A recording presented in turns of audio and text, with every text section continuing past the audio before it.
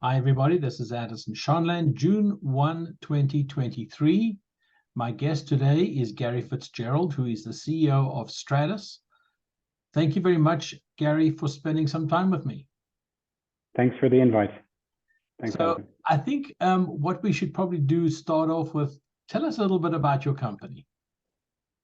Sure. So STRATOS, we're an aircraft asset manager. We manage a fleet of just over 60 large commercial jet aircraft.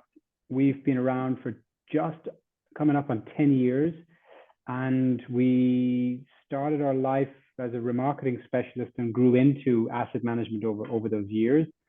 We have been very active remarketing a lot of different types of wide body, narrow body over the last while, not only our own managed fleet, but also third-party remarketing has been always a big feature of what we do. Our kind of claim to fame is we've been able to raise very efficient funding for aircraft over the years.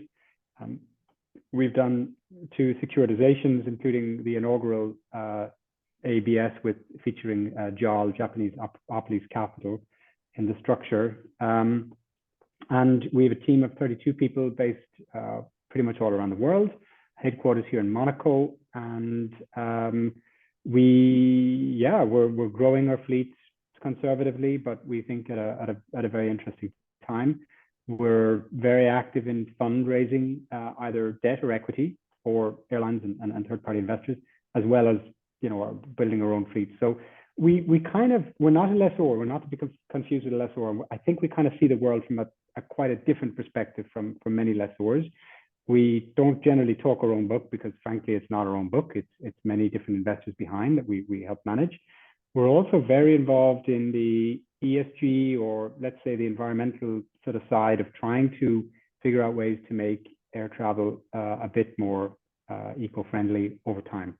We're heavily invested in hydrogen, universal hydrogen, which is a turboprop hydrogen conversion system that'll be in service in 2025. And we're busy funding that. And we're involved in a number of other initiatives on that to try and understand better how we can get jet fuel out of aircraft a bit quicker. So. Very good. Interesting stuff. If you look at, I guess, not being a lessor and having still got skin in the game puts you in an interesting position. What is your assessment of the current commercial aviation environment? It's a very interesting time. We're well into the new generation, new tech sort of delivery stream, and we're still, I would say, we don't have mature products in many of those platforms, mainly, but not only caused on the engine side. We're still having problems with GTF, LEAP, the Trent 1000s, to name but a few engines.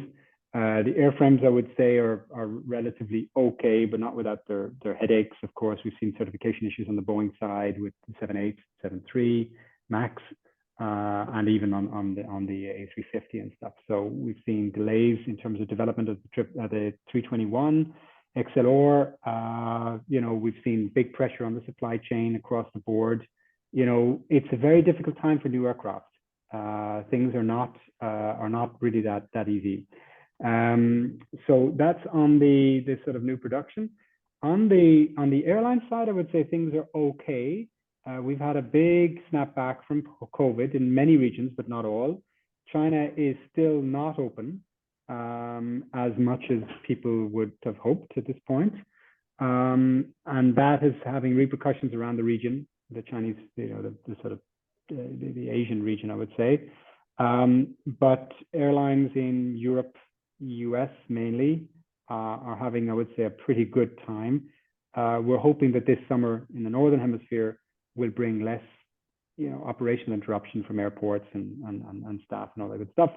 So hopefully airlines are poised to make decent profits this year. And, we're seeing that business traffic has not yet recovered, but, leisure travel has actually filled a big gap, when it comes to revenues for airlines. So yields have held up. Our airline clients are reporting almost across the board in most regions, pretty solid, continuous profits, even through difficult winter period. So I think the supply environment is challenged, as I've mentioned on the new side. The demand side is robust, but not booming. And we're hoping for, I would say, a decent summer and you know, well into the autumn. So. It's interesting what you're saying about new airplane delivery problems. So I would imagine that we're seeing this across the spectrum, really, where airlines had scheduled a new airplane into their schedule, I guess, and of course the delivery hasn't happened. For whether it's a certification problem like with the MAX 7 at Southwest or the 321 XLR, there's a range of things.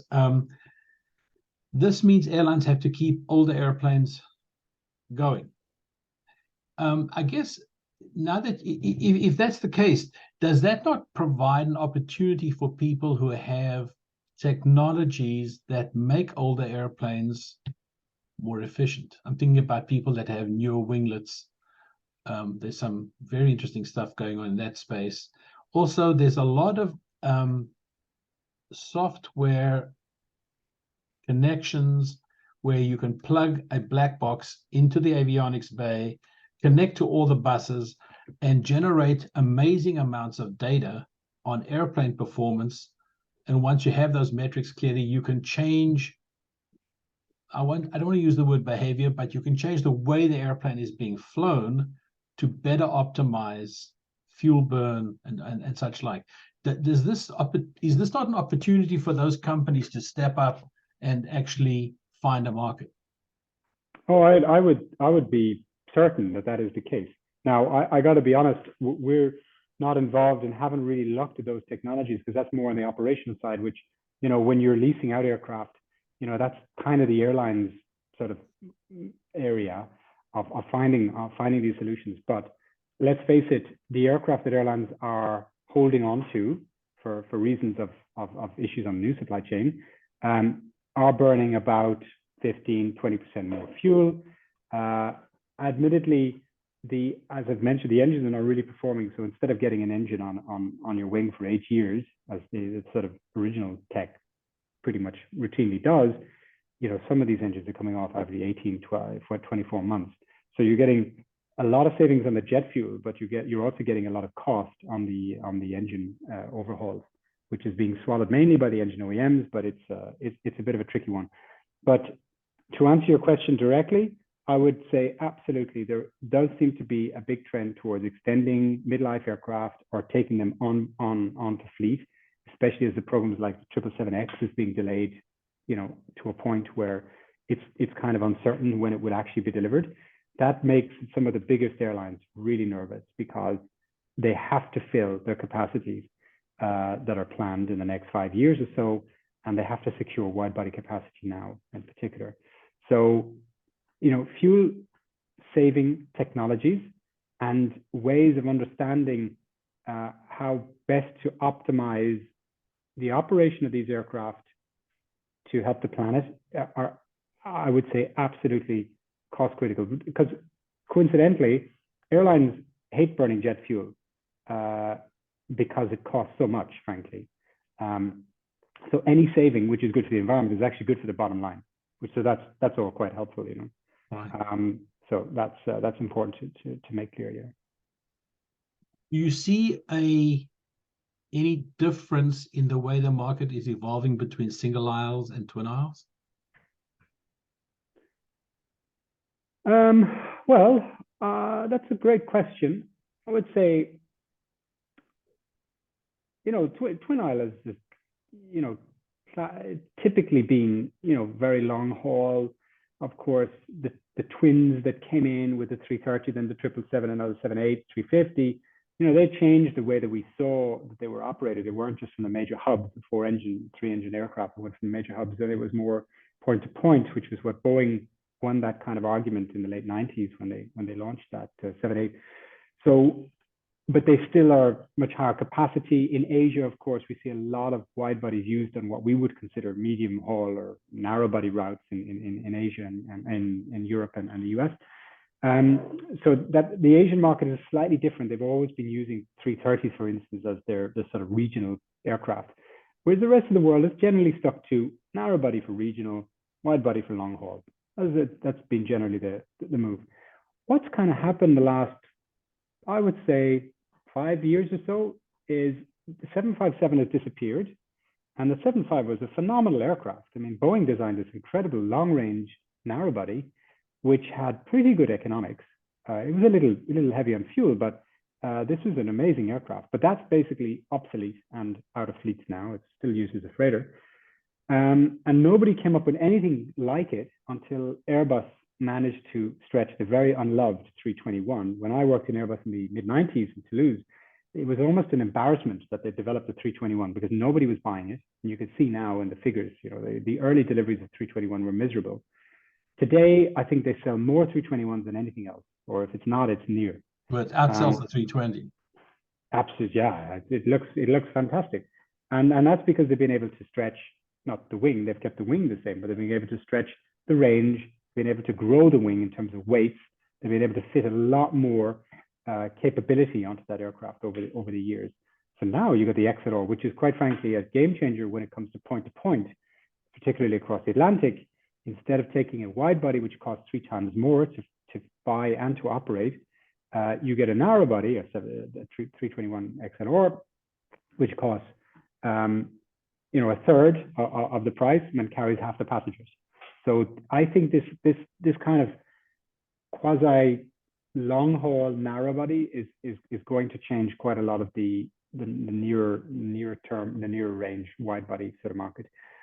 Then you've got the very heavy wide bodies, the 16, 17-hour trips, which are still dominated and will always be, well, always, for the foreseeable, they'll be dominated by the 777, 330, 350 fleets. These are doing, and 78, of course, these are doing a great job, and there's no real replacement in sight. There's improvements, but there's nothing fundamental coming on the horizon. You know? And for that matter, you know, when you're talking about alternative technologies, you know, aviation is probably the most difficult industry globally to change to be a zero carbon industry for obvious reasons. I mean, it's an incredibly high intensity of power that's needed to move 300 people for 15 hours. So there's no replacement for that, let's be honest, for such long haul. So those long haul aircraft will probably outlive many of us, you know, kind of in terms of having to burn jet fuel, because frankly, there's no real alternative, even if it's SAF comes in to replace as a drop-in sort of replacement. You know? Interesting statement, because it fits in so well with what Dave Calhoun was saying to several of us on Monday. Was Monday? I think maybe it was Tuesday. I'm a little confused. Where he said that, you know, we're moving into a world where airplane programs now are 50-year, not 20-year programs. I think that was a fascinating insight. Yeah, I mean, I don't know if that's any different to what it's always been, because if you look at the 73 Max, I mean, it's been grown from the 707 tube, the 727, 707. I mean, we had the same airframe cross section, same tech really. It's been improved, right? But we've had the same thing for 60 years nearly. So, and the 321, I mean, don't quote me on this, but it was early 80s when that was designed. You know, it was probably 88 when the first 320 was flown. You know, that's getting on now. Okay, they put new earrings on, you know, the new engines, which are fuel saving, but it's iteration. You know, there's no fundamental difference in any of these programs. You know, Derivative. Yeah, it is. And look, these programs cost immense amount of money to develop, and a huge number of engineers who do their best to design the best they have at their, you know, or what they have at the time, but they go obsolete relatively quickly. But despite the obsolescence, they continue to operate in service for many, many, many years. So I wouldn't disagree with a 50-year horizon on this thing, you know. Right. And you know, when our investment in universal hydrogen is actually, in part, it's trying to drive this sort of the big guys, the Boeings and the Airbuses, to start thinking about this fuel more seriously, because today it's not used, it's not accepted really as a passenger way of moving passengers. But we're starting with turboprops, which frankly is a very small part of the market, but it's the easiest and next most accessible because hydrogen is actually quite bulky. It's very light, but it's very bulky.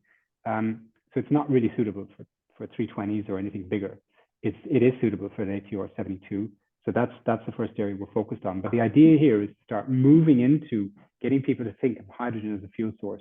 But if I'm honest with you, the development of a long-haul aircraft that's powered by hydrogen will be such a totally different design to what we see to how a 787 looks like. Let's put it that way. So. Right. It's interesting you bring up the hydrogen solution. It seems to us that if we look at the aviation space, below 50 seats is where the action is going to be in the next decade.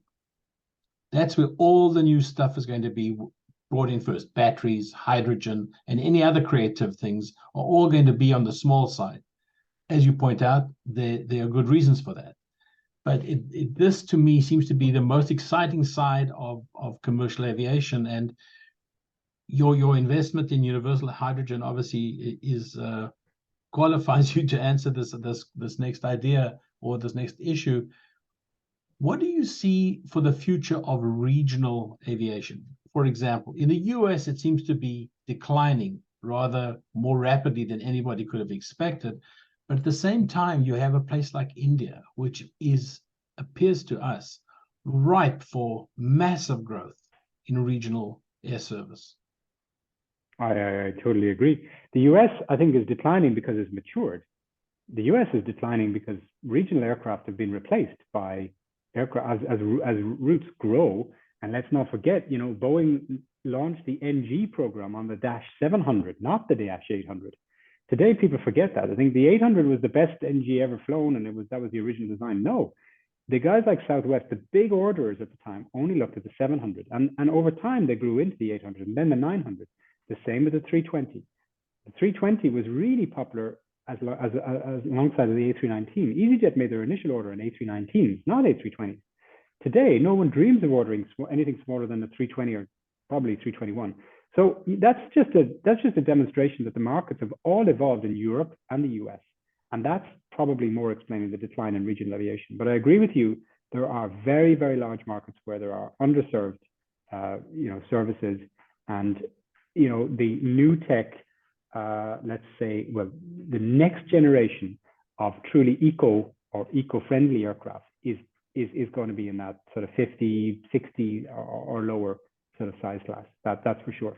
But hopefully that'll drive infrastructure, which is a huge problem. It's a chicken and egg. No one buys hydrogen because no one needs it, because no one uses it, and therefore no one supplies it. So you need to start somewhere, and that's, I think, a great place to start with the infrastructure is to get into regional turboprops. Next thing I wanted to ask you about is the freighter market. There was a huge rush to do freighter conversions in the last 3 years. COVID, of course, put a fire under it and got it really cooking. It seems to have peaked. Do you think that's a fair statement, or do you think that it's just calming down before more of these programs come online? It's a great question. I think there was definitely some exuberance, especially through COVID, not only because aircraft were underutilized. It's like, well, what else can we do with this asset? Frankly, there was a lot of kind of conversion programs, especially in the narrow body sector, that have put in place. I think there's at least 5 different conversions you can do on a 737-800. There's 2, I think, in the 321, et cetera. So, and they're probably able to produce between them at well over 100 aircraft a year converted. It remains to be seen if it's that feedstock, because aircraft need to be of certain age and certain condition to be converted. It was the same actually in the wide bodies. You've got the launch of the 777-300ER, which is first flown last month by the Israelis, Iberik. And then there's a couple other programs on the Boeing. The 330 is a single program for now, and a second one potentially getting developed by the Israelis. So there's definitely an exuberance around converting wide bodies. And there was definitely, I would say, an overshoot in terms of supply demand there. What's happening today isn't so much a lack of demand in cargo, it's more of a drop in yield. So there's still quite a lot of air cargo demand out there, despite the fact that belly cargo, which pre-COVID carried half of all the world's cargo, today belly cargo is back, as wide bodies have been reactivated, because it's really on the wide bodies that's carried, not really in the narrow bodies. I mean, on every 777 that leaves Hong Kong for London, there's at least 40 tons of cargo on it, on a good day, right? So that's half a dedicated freighter, So that's a huge amount of volume that's just re-entered the market at, let's say, marginal cost, because frankly, airlines are flying anyway, right? So that's probably explained the drop in yield. So, there's been a bit of overexuberance. There's been a little bit of stress in that market. We all know, I've personally been living in the cargo market for 30 years. I know it'll come back. It's a cyclical sort of business. You've got a lot of demand continuing from the integrators, the DHLs, UPSs, etc. You still have a lot of general cargo. The sort of cargo luxuries are doing relatively okay, from what I understand. So, the cargo is a very general term, but there's actually a lot of different elements within there. Then there's a sort of intercon, and then there's a more regional cargo, and they all have different dynamics at the moment. So. Gary, last item. Looking 5 years out, what do you see for the industry? Is that too short a period? Look, you can't ignore, firstly, on the airline side, the fact that they've taken on so much debt to get through COVID. Interest rates have increased, and who knows whether they'll drop in the next 5 years. But that's definitely a risk. How do airlines repay all the debt that they've accrued, or the nationalization or partial nationalization? That's going to be a challenge. Where does the demand for air travel go in 5 years, given the state and the uncertain state of the global economy? We were all expecting China to bounce back quicker than it really has. There's a lot of disappointment that China, for many, not just aviation, but many industries, China has definitely not bounced back from its COVID reopening in January. That is, about a third of the whole aircraft industry is concentrated in that region. So it's huge, So I think what happens there is big. Will there be a recession in the US and Europe? I mean, it's still being debated. Half the experts seem to think it's a certainty, and the other half think, no, we'll get by. How will that affect demand for air travel? Companies, with their budgets for business travel and stuff, it's still suppressed. It's very, very difficult to say. And then the last question is, on the supply side, will the OEMs figure out how to fix these engines to be reliable, last on wing 8 years, like we're used to on the CFM56-5 and the -7? Probably they've got enough sort of momentum behind them, but that market itself might look a bit different in 5 years. So I know I'm probably opening more questions than answers there, but that gives us a reason to talk again. No, absolutely. I think it'll be fascinating to see. My gut feeling is it'll never be as bad as you think it's going to be, and it'll never be as good. So I think the industry will continue to grow, with peaks and troughs, as it always has. And the financing industry is very robust. We may not start to see some speed bumps on the financing from the lessor side. I speculate in the next 5 years we might see some potential issues with funding across the board, as we've seen, traditionally. So yeah, I think we're in for an interesting 5 years, but positive on average. Thank you so much for your time. No problem, Alison. Anytime.